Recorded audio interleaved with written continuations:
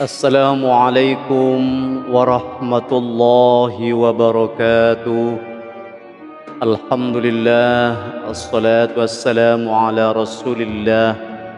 Wa la hawla wa la quwwata illa billah. Pada kesempatan-kesempatan yang lalu kita sempat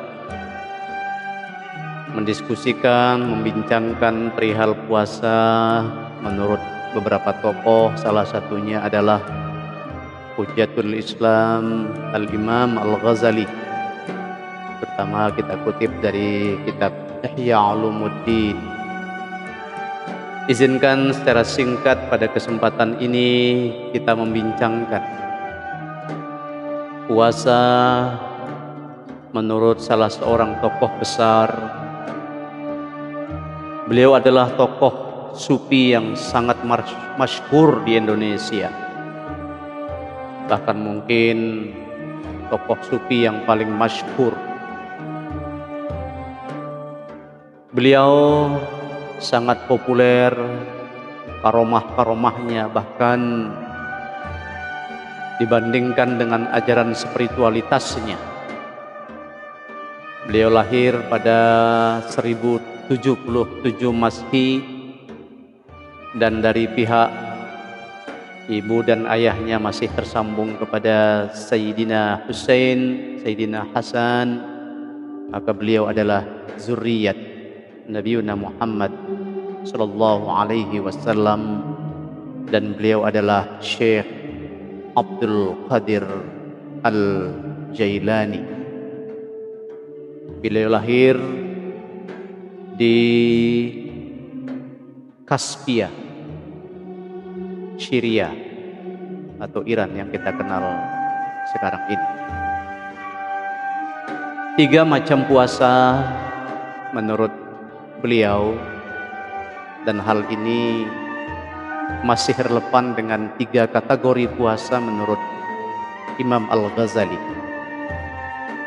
Menurut Syekh Abdul Qadir Al-Jailani, yang pertama adalah puasa syariah.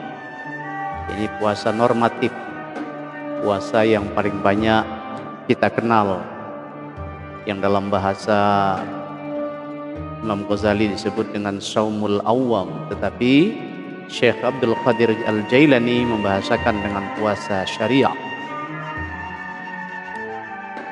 yaitu puasa yang menahan diri dari makan minum, bersetubuh dengan pasangan halal di siang hari. Puasa dalam konteks ini adalah puasa normatif menurut beliau, yaitu imsak mimma yubtilu syiyam min tulu'il fajri ila ghurubis syamsi, menahan diri dari segala sesuatu yang membatalkan puasa dari terbit fajar hingga terbenamnya matahari dengan niat lillahi ta'ala. Yang kedua adalah puasa thariqah, menahan diri dari segala sesuatu, yaitu anggota badan kita, baik secara lahir maupun secara batin, siang maupun malam, dari segala perbuatan yang diharamkan Allah, yang dilarang, dan sifat-sifat tercela seperti yang ujub, sombong, bakhil dan sebagainya. Lalu semua itu dapat membatalkan puasa bila mana dalam puasa thariqah ini kita langgar. Tentunya yang dimaksud adalah bila sepanjang puasa kita masih melakukan sesuatu yang tercela, masih pamer, masih sombong, masih bakhil. Dalam konteks puasa thariqah menurut Syekh Abdul Qadir Al-Jailani, hal ini dapat membatalkan puasa kita. Maka di dalam diri kita tidak boleh ada niat untuk perbuatan zolim, mulut tidak boleh berkata-kata yang tidak bermanfaat, hati kita tidak boleh ada sifat ujub, dengki, sombong dan sebagainya. Maka kata beliau, banyak orang yang berbuka tetapi berpuasa. Artinya apa? Pada saat yang sama ada orang yang terlihat secara fisik tidak berpuasa tetapi batinnya berpuasa. Tetapi pada hal yang lain banyak orang yang berpuasa tetapi sesungguhnya sedang berbuka. Ini satu sindiran dari Asy-Syaikh Abdul Qadir Al-Jailani. Betapa banyak orang yang terlihat puasa tetapi tidak mengisi puasanya dengan apa yang disebut dengan puasa thariqah tadi. Dan tentunya hal ini relevan dengan hadis Nabi, kam min shaimin laisa lahu min siyamihi illa al-ju' wal 'atas.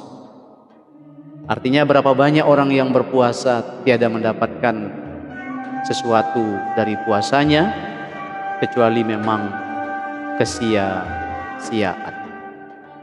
Hal ini disadari oleh Asy-Syaikh bahwa persembahan puasa itu benar-benar hanyalah untuk Allah, bukan untuk siapa-siapa, sehingga kita melaksanakan penuh dengan niat untuk menggapai ridha Allah. Kullu amali ibni adama lahu illa siyam fa innahu li wa ana ajzi bih. Sesungguhnya amal anak Adam yang lain itu untuknya kecuali puasa.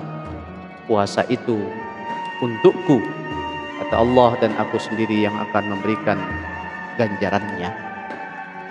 Kemudian puasa yang ketiga menurut Asy-Syaikh Abdul Qadir Al-Jailani adalah puasa hakikat, dan ini adalah tingkatan tertinggi dari laku puasa.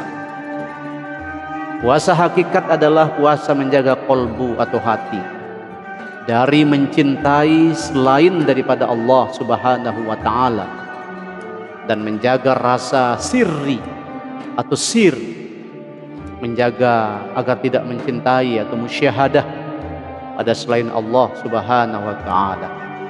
Sir itu berasal dari cahaya Allah, sehingga tidak mungkin condong kepada selain Allah. Bagi orang yang berpuasa tarikat, dunia ini maupun akhirat, tidak ada yang dia cintai, tidak ada yang dia ingini, tidak ada yang dia cari, kecuali memang menghendaki dari kehendak, cinta, dan iradah serta ridha daripada Allah Subhanahu wa ta'ala. Jika kolbu dan sir terjatuh untuk mencintai selain Allah, maka menurut Asy-Syaikh dalam puasa hakikat ini, maka batallah puasanya, dan ia harus melakukan qadha dengan kembali mencintai Allah dan menemuinya, berta'aruf dengannya kembali. Dan pahala dari puasa hakikat ini adalah bersua bertemu dengan Allah Subhanahu wa ta'ala. Puasa hakikat adalah tingkatan tertinggi yang dicapai seseorang.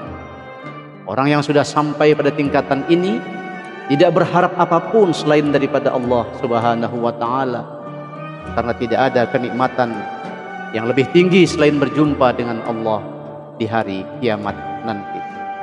Bukankah dalam hadis disampaikan ada dua kegembiraan bagi orang yang berpuasa, yaitu farhatun 'indal iftar wa farhatun 'inda liqa'i rabbih. Kegembiraan pada saat dia berbuka puasa dan kegembiraan pada saat dia bersua dengan Allah Ta'ala.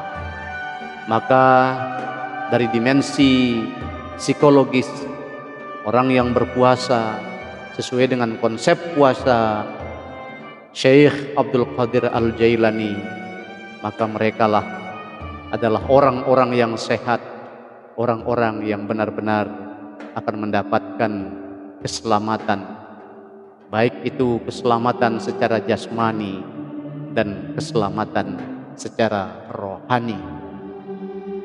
Salimun fid dunya wasalimun fil akhirah. Akhirnya izinkan Al-Faqir Ma'sum Ahmad menyimpulkan santun pesan pantun kita. Janganlah mengingat, mengikat dan memaksa hormati angan dan juga jaga bela. Bagaimanakah hakikat puasa? Mengisi hati dengan Allah Ta'ala. Wallahu a'lam bishawab. Wassalamualaikum warahmatullahi wabarakatuh.